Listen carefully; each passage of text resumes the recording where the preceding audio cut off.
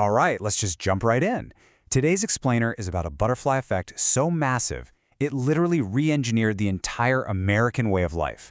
We're going to look at how a multi-billion-dollar military defense project, one designed for the absolute darkest of doomsday scenarios, ended up shaping the suburbs you live in, the logistics that deliver your packages, and even the fast food you eat. It's wild. So, let's start with this bizarre riddle. How exactly did Cold War paranoia create the American drive-thru? I know, right? It sounds like a punchline to a bad joke. But as we parse through the historical sources, we find that the high-stakes, totally unexpected origins of our modern convenience are directly tied to the very real fear of global annihilation. To figure out how we get to the drive-thru, we actually have to look at the terrifying catalyst that started the whole shebang. And that brings us to the devastating reality of thermonuclear weapons in the 1950s.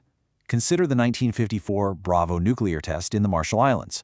The blast and thermal effects of these new hydrogen bombs were so destructive that civil defense experts realized their old sheltering plans? Basically useless. If a bomb hit an American city, that city was doomed. No way around it. So almost overnight, mass urban evacuation became a sudden, desperate national security priority. But here's the catch. To evacuate millions of people, you need roads. If we trace President Dwight D. Eisenhower's personal motivations, you'll find a pretty fascinating timeline. Way back in 1919, a young Eisenhower took a grueling, muddy military convoy across the U.S., and they averaged a painfully slow 6 miles per hour. Then, during World War II, he got a close look at the incredible military efficiency of the German Autobahn. Fast forward to 1953, the Soviets detonate their own H-bomb. The threat is suddenly imminent. Eisenhower knows those old dirt roads just aren't going to cut it for military defense, let alone civilian evacuation. So, this culmination of experiences leads directly to the 1956 Federal Aid Highway Act. Now, while the government was planning this massive infrastructure overhaul, the public was actually being fed a totally different narrative. You've probably heard of the cheerful duck and cover campaigns featuring Bert the Turtle.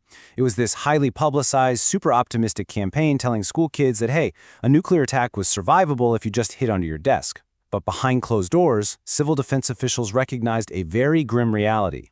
Ducking under a desk was totally futile against an H-bomb. Evacuation via high-speed highways was quite literally the only real chance of survival. So to solve this monumental defense problem, the government opened up its checkbook. Big time.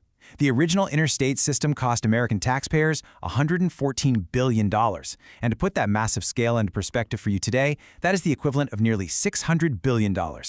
We're talking about a defense and public works mega project unlike anything the world had ever seen. The absolutely crucial point here is understanding exactly what this money was meant to do. The 1956 Highway Act's mandate was crystal clear. It called for building 40,000 miles of limited-access superhighways, aiming to connect every single U.S. city with over 50,000 residents. And remember the primary motivation. This was fundamentally to ensure rapid military deployment across the country and to facilitate emergency urban evacuation. It was strictly framed as an effort to protect and connect the nation for defense. But as the concrete was actually being poured, the reality on the ground abruptly pivoted from military defense to civilian everyday life. These new highways ended up creating perhaps the most profound unintended consequence of the 20th century, and that is suburban sprawl. The data here reveals a really staggering paradox. Between 1950 and 1990, the population of broader metropolitan regions exploded by 72%.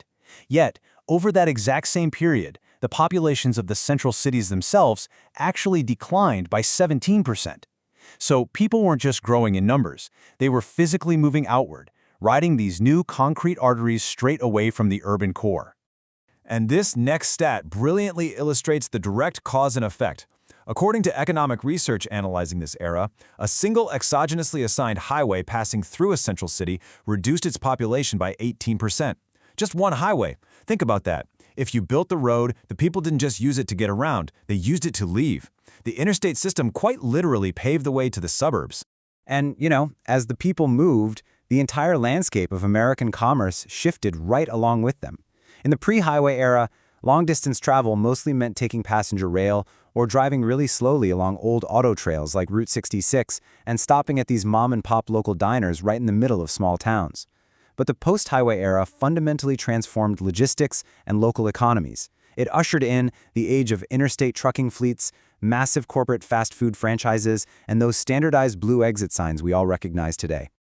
Today, an incredible 72.7% of all U.S. freight is moved by trucks. The interstate system just allowed the trucking industry to completely explode. It offered cheaper, way faster shipping that effectively killed off passenger rail travel and fundamentally rewired our national supply chains. The road became the new railroad. Even the physical design of the highway exit itself fundamentally changed local business. Here's how it worked. First, the interstates intentionally bypassed established towns for the sake of efficiency, which forced drivers to exit completely just to find services. To help them out, states put up those blue highway signs to advertise what was available at the exit. But because businesses had to pay a hefty fee to get on those signs and they had to fund new construction at these remote off-ramps, deep-pocketed corporate franchises completely dominated the local town cafes. So this entire infrastructure setup became the absolute perfect incubator for the fast food revolution. As people zoomed across the country, they started craving familiarity over the unknown. This led to the massive rise of standardized menus, places like Howard Johnson's and McDonald's, where a burger in Maine tasted exactly the same as a burger in California. These pit stops focused on high sugar, high fat, and high meat items because they were easy to prep and eat on the go. And eventually, as Americans practically began living in their cars, this unique highway culture gave birth to the massive boom of the drive-through window in the 1980s. But we have to acknowledge that this story of progress and convenience has a deeply serious flip side. We also have to look at the severe urban toll and the specific communities that were fundamentally uprooted just to lay down all this concrete. The factual human toll of this mega project is staggering. Under the banner of urban renewal, the construction of the Interstate Highway System displaced over 1 million people across the country. Over 1 million. Entire neighborhoods were literally paved over to make way for the concrete. To ground this in our source text, a Vanderbilt University study puts it very plainly, stating, "The interstates tore through long-established inner-city residential neighborhoods in their drive towards the city cores." So the highways didn't just bypass small towns. When they finally reached the major cities, they were driven straight through densely populated established communities, reshaping urban areas both physically and symbolically. And this routing left deeply entrenched systemic impacts. Historical research details how highway construction was frequently used to create physical barriers that enforced racial segregation, intentionally displacing Black neighborhoods. Furthermore, while the highways definitely facilitated white flight to the suburbs, Black Americans were frequently denied the federal home loans needed to move to those exact same areas. Over time, this geographical isolation contributed to the development of urban food deserts, essentially cutting communities off from economic vibrancy and fresh resources. It's a heavy, incredibly complex history. And it brings us back to a pretty massive irony. Consider In Time of Emergency, a citizen's handbook from the era. The interstate system was born entirely out of the dread of nuclear attack, a defense network designed to save Americans in an absolute worst-case scenario. But the apocalypse never came. Instead, those emergency evacuation routes became our daily commute. They permanently engineered our geography, our economy, and our entire society. Today, a huge chunk of this massive system is functionally obsolete. We're talking decaying road surfaces and bridges in desperate need of repair. It leaves us with a critical question to ponder the next time we're sitting in a daily traffic jam. Who will rebuild and reimagine this decaying 20th century system for our future? And the next time we build a megaproject, what unintended consequences will we pave into our reality? Thanks for joining me on this explainer. I hope it gives you a totally new perspective on the roads you drive every single day.